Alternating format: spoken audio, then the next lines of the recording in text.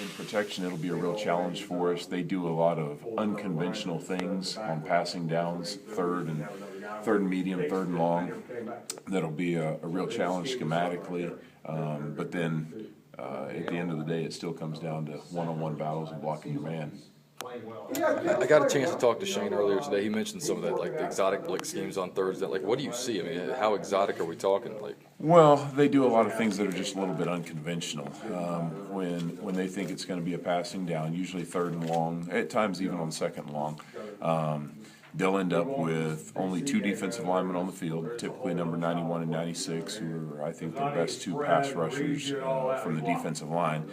And they'll bring in another linebacker, and so they'll have 24 and 25 and the defensive ends and the backers, and they'll walk them all up in there, so you don't have a conventional 3-4 or 4-3 look. You have a look where you have all kinds of people standing in different positions, and then they'll threaten you here and then be able to bring it somewhere else, or they'll make it look like they're going to beat you with speed here and then twist someone else back inside. So they do a number of things that are unconventional, and then even more concerning than just being unconventional for me is just the ability they have as pass rushers. They're two defensive ends, 24, 25. They've got some really good players that can get to the quarterback. Not to be redundant, I'm sure you've already been asked this, but just evaluate your guys against Duke on Saturday. It seemed like you ran the ball better in spurts.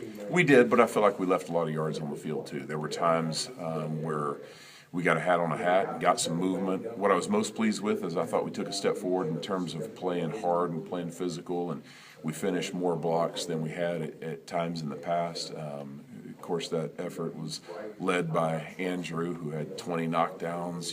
The guy really got after it, and then some of the other guys did a little bit more of that than they had in the past as well.